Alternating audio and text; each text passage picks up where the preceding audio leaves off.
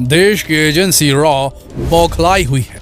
Research and analysis wing Bharat की खुफिया agency में हड़कंप मचा हुआ है। चारों तरफ सदमा सा छाया हुआ है, कोहरा सा छाया हुआ है। यह बात किसी से छिपी नहीं है कि भारत के national security adviser NSA Ajit Doval और बिपिन रावत CDS बिपिन रावत के बीच कितना बेहतरीन कोऑर्डिनेशन था। इन दोनों को अक्सर DRDO के यंग वैज्ञानिकों को, इसरो के यंग वैज्ञानिकों को एक साथ संबोधित करते देखा गया है। कई बार आर्म्ड फोर्सेस के कैडेट्स को भी इन दोनों ने मिलकर संबोधित किया है। दोनों के बीच में जबरदस्त कोऑर्डिनेशन था। ये दोनों चाहते थे कि भारत की सेनाएं और इंटेलिजेंस दोनों आधुनिक वेपन से लैस हो जाएं, लेकिन जिस प्रकार से CDS बिपिन रावत जी की संदिग्ध अवस्था में जो हेलीकॉप्टर दुर्घटना में हादसे के दौरान उनकी जो जान चली गई, उनकी जो शहीदी हुई, उसको लेकर रॉ में हड़कंप मचा हुआ है। और रॉ पूरी तरीके से अब बिपिन रावत के सपने को पूरा करना चाहती है। चीन और पाकिस्तान पे नकेल कसना चाहती है, वापस POK को लेना चाहती है, बदला लेने के मोड में आ चुकी है research and analysis wing Bharat की रॉ।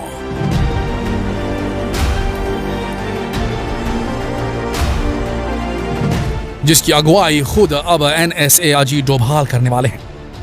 आपकी जानकारी के लिए बता दें कि भारत के खिलाफ या भारत में जब कभी ऐसी बड़ी दुर्घटना होती है तो भारत की खुफिया एजेंसी रॉ के कान खड़े हो जाते हैं, जिस प्रकार से बिपिन रावत जी की घटना हुई। जी हाँ दोस्तों, किसी को कानों कान खबर भी नहीं लगती और रॉ अपने काम में जुट जाती है। जैसे दुनिया के अन्य देशों के पास अपनी अपनी खुफिया एजेंसी होती है, उसी प्रकार भारत के पास अपनी विशेष खुफिया एजेंसी रॉ है।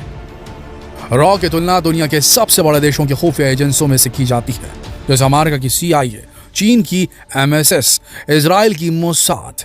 वैसे ही भारत की रॉ भी दुनिया में महाशक्ति कहलाने वाले देशों की खुफिया एजेंसियों से बिल्कुल भी कम नहीं है। हम ऐसा इसलिए कह सकते हैं क्योंकि भारत में जब से रॉ की स्थापना की गई तब से लेकर आज तक भारत की खुफिया एजेंसी ने देश पर आने वाले कई बड़े संकटों को मात देने का काम किया है, बिना कोई ज्यादा क्रेडिट लिए। ये सबसे बड़ी बात होती है। यहाँ नेता एक छोटा सा बोर खुदा देते हैं, बोरिंग करते हैं और उसके लिए 5 सालों तक क्रेडिट लेते हैं और अगले बार वोट भी जीत जाते हैं। लेकिन रॉ के जो एजेंट्स होते हैं, जो अधिकारी होते हैं, जो जासूस होते हैं, वो भारत को कई बार बड़े बड़े खतरों से बचा लेते हैं। दुश्मन देश को बुरी तरीके से धूल चटा देते हैं, लेकिन उन्हें क्रेडिट नहीं चाहिए होता है। ये असल देशभक्त होते हैं देश के दोस्तों। आज इस वीडियो में हम जो खुलासा करने वाले हैं, जो जानकारी आपको देने वाले हैं, वो जानकर आपके रोंगटे खड़े हो जाएंगे। दोस्तों, हम सभी जानते हैं कि भारत के सबसे बड़े दुश्मन के रूप में हम हमेशा से पाकिस्तान और चीन को देखते आ रहे हैं। इन दोनों ही देशों की भारत के ऊपर हमेशा तिरछी नजर रहती है, परंतु इन देशों के द्वारा भारत के खिलाफ की जाने वाली हर साजिश को नाकाम करने का काम रॉ ने किया है। भारत की खुफिया एजेंसी रॉ की सबसे पहली उपलब्धि के तौर पर बांग्लादेश मुक्ति संग्राम को देखा जाता है। बता दें कि बांग्लादेश मुक्ति संग्राम के समय भारत की खुफिया एजेंसियों ने सबसे महत्वपूर्ण किरदार निभाया था और पाकिस्तान को 2 टुकड़े कर दिया था पूरी तरीके से। जो ईस्ट और वेस्ट पाकिस्तान था, अब एक पाकिस्तान ही बचा, दूसरा बांग्लादेश बन गया। इतनी पावरफुल होती है देश की यह खुफिया एजेंसी रॉ। दोस्तों, भारत की खुफिया एजेंसी रॉ के द्वारा ऐसे ही कई बड़े सफल अभियान चलाए गए जिनमें भारत को जीत मिली। इन अभियानों में प्रमुख रूप से operation cactus, operation Uri surgical strike, operation Lal Dora और ऑपरेशन स्माइलिंग बुद्धा जैसे कई बड़े खुफिया अभियान शामिल हैं। रॉ का एजेंट बनना कोई आसान बात नहीं। एक रॉ एजेंट की जिंदगी काफी मुश्किलों से भरी होती है और एक प्रकार से कहा जाए तो ये आग का दरिया होता है जिसे सामान्य व्यक्ति सहन ही नहीं कर सकता, पार ही नहीं कर पाता। रॉ का एजेंट बनने के लिए व्यक्ति न केवल शारीरिक रूप से बल्कि मानसिक रूप से भी शक्तिशाली होना चाहिए। यह ऐसी नौकरी है जिसमें कदम कदम पर उस एजेंट के सिर पर खतरा मंडराता है। भारत की खुफिया एजेंसी में भर्ती होने के लिए व्यक्ति भारतीय होना चाहिए और उसे कम से कम ग्रेजुएट होना चाहिए। बता दें, ये पहले रॉ में केवल इंटेलिजेंस ब्यूरो, भारत की आर्मी या भारतीय पुलिस के ही जवान शामिल किए जाते थे, लेकिन अब इसमें मजबूत और चतुर बुद्धि रखने वाले कई छात्र भी शामिल किए जा रहे हैं। अब देखना यह है कि किस प्रकार से रॉ जो है भारत को हुई इस बड़ी क्षति की भरपाई करेगी। क्योंकि देखिए, बिपिन रावत जी ने कई बयान दिए थे जिसमें सबसे बड़ी बात कही थी उन्होंने कि इंडियन आर्म्ड फोर्सेस को रिफॉर्म करने की जरूरत है, यानी कि मिलिट्री रिफॉर्म। हर सोल्जर को सुपर सोल्जर बनाने की बात करते थे। भारत में एक साइबर विंग आर्मी का एस्टैब्लिश करने वाले थे बिपिन रावत। वो चाहते थे कि भारत में जिस तरीके से एक टुकड़ी एयरफोर्स की है, एक बेड़ा जहाजी यानी कि नेवल फोर्सेस का है, एक बेड़ा थल सेना का यानी कि मिलिट्री का है। उसी प्रकार से एक बेड़ा डिजिटल दुनिया में उतरे। भारत के खुद के डिजिटल सोल्जर्स की आर्मी बनाना चाहते थे बिपिन रावत, और इसमें काफी मदद कर रही थी रॉ की एजेंसी बिपिन रावत जी को, उनके पूरे प्लान को पूरी तरीके से धरती पर उतारने के लिए, जमीन पर उतारने के लिए, कागजों से निकालकर यथार्थ में तब्दील करने के लिए। भारत के ये साइबर सोल्जर्स चीन से आने वाले किसी भी प्रकार के साइबर हमलों से, पाकिस्तान से आने वाले किसी भी प्रकार के साइबर हमलों से भारत की रक्षा करने वाली थी।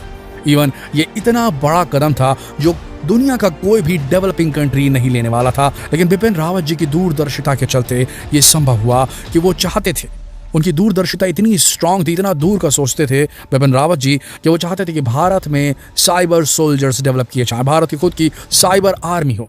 समझ लीजिए कि हैकिंग को, जितने भी हैकिंग के लीगल इलीगल तरीके हैं, वो सारे पैतरे सीखती भारतीय आर्मी के विंग कमांडर्स, और उसके बाद वो पूरी तरीके से भारत को सिक्योर करते डिजिटली। ये बात किसी से छिपी नहीं है कि आने वाला युद्ध जो होने वाला है वो इन्फॉर्मेशन पर लड़ा जाएगा, ना कि जमीन पर। जिसके पास ज्यादा इन्फॉर्मेशन वो बेहतर तरीके से अपने दुश्मन को मजा चखा पाएगा। और जो लॉस हुआ है बिपिन रावत जी का, उससे तिलमिला चुकी है रॉ, क्योंकि रॉ को भी चाहिए बेहतर साइबर सोल्जर्स, ऐसे सोल्जर्स जो दुश्मन देश के हर राज को अपनी हैकिंग स्किल के माध्यम से चुरा सके। और भारत के पास वो इंफॉर्मेशन जैसे ही है, भारत अपनी तैयारी वहां कर ले। रॉ को ये भी चाहिए कि जितने भी हमारे साइबर एक्सपर्ट्स हैं वो किसी तरीके से ऐसा कुछ व्यवस्था करें, ऐसी कुछ सीरीज बनाएं अपने प्रोग्राम्स की, जिससे आतंकवादियों पे पूरी नज़र रखी जा सके, उनके हर मूवमेंट को ट्रैक किया जा सके। बड़े बड़े मिशंस पर काम कर रही थी रॉ की एजेंसी बिपिन रावत जी के साथ में, और वो अब कहीं ना कहीं उसे क्षति पहुंच गई है। इस वजह से रॉ तिलमिलाई हुई है, और अब ये प्रोसेस जो है ये स्लो नहीं होने वाला दोस्तों। एक तो ये बात समझ लीजिए कि देश की कमान अभी मोदी जी के हाथ में है, और मोदी जी रक्षा के मामलों में बहुत ज़्यादा त्वरित रिस्पॉन्स रखते हैं। वो लटकाते नहीं हैं किसी भी प्रकार के मिलिट्री के जो एडवाइसेस उन्हें मिलते हैं, उन्हें वो सीधा घर में घुसकर वार करने पर बिलीव करते हैं। या आपने, हमने, हर भारतीय ने देखा है। ऐसी स्थिति में अब रॉ का पहला इनिशिएटिव होगा कि जितनी जल्दी हो सके ये जो साइबर फोर्स है, जो भारत की आर्मी की पहली ऑफिशियल साइबर आर्मी होगी, उसे रेडी किया जाए। जल्द से जल्द आधुनिकीकरण किया जाए भारत की आर्मी का, ताकि हमारे सोल्जर्स जो मिलिट्री में हैं वो पूरी तरीके से सुपर सोल्जर्स में कन्वर्ट हो जाएं।